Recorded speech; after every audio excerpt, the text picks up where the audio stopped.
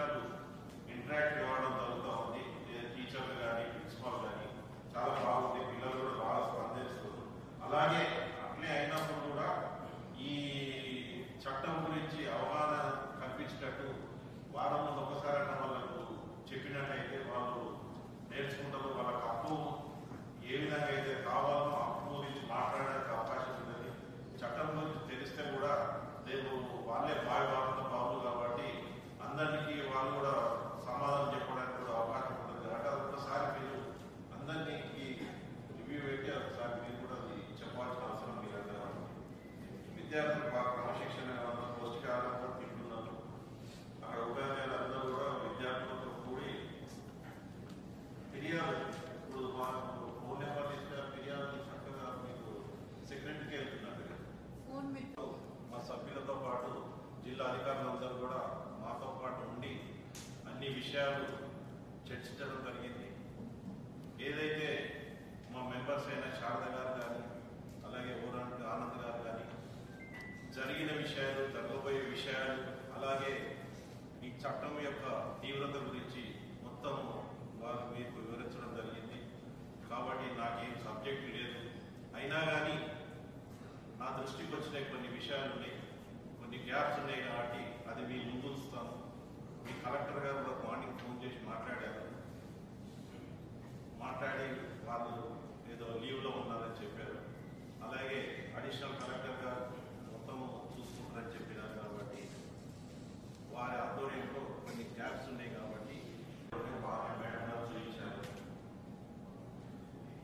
ఈ మీద డిస్కషన్ అయ్యింది కానీ మెను ప్రకారం అవడం లేదు. చెప్పి చేస్తారు ఇవన్నీ కూడా ఎంపీఓ గారు కానీ ఆ ప్రిన్సిపాల్ కానీ కొద్దిగా అవగాహన లేకున్నా లేకపోతే ఏదో తెలియదు కానీ ఆయన కొందరు సమాధానం చెప్పడం వల్ల అందరూ డిస్టర్బ్ అయింది. అక్కడ కూడా వాస్తవానికి అక్కడ ఏముందంటే అక్కడ వంటగది కూడా చిన్నది. ఆ వంటగదిలో సామాన్ పెట్టుకుంటట్లేదు. అన్ని స్కూళ్ళలో కానీ హాస్టల్స్లో కానీ వంటగది ఒకటి కొద్దిగా పెద్దలు ఉండి దానికి వాళ్ళు సామాన్ పెట్టుకున్నా కానీ ఏది మిస్యూజ్ కాకుండా వాళ్ళు కొంత తలుపులు తాళాలన్నీ కూడా మంచిగా ఇస్తే బాగుంటుందని నా ఉద్దేశం. ఎందుకంటే వంట సామాన్లు ఇంటి నుంచి తెచ్చుకొని చేస్తారు కాబట్టి మొదలు చేసుకోకుండా ఇట్లాంటి గ్యాప్స్ జరుగుతూ ఉన్నాయి. కూడా బాగున్నారు, అంత మంచి చురుగ్గా పనిచేసారు, అందరూ కూడా పనిచేస్తున్నారు. కాబట్టి అందరికీ నమస్కారాలు తెలియజేసుకుంటూ ఇవాళ చిన్న చిన్న గ్యాప్స్ ఉన్నాయి. అవన్నీ కూడా మీరు కలెక్టర్ బాగున్నాడు, అడిషనల్ కలెక్టర్ బాగున్నాడు, వాళ్ళు ఫోన్ చేస్తేనే స్పందిస్తున్నారు. కలెక్టర్ మీరే చెప్తున్నారు.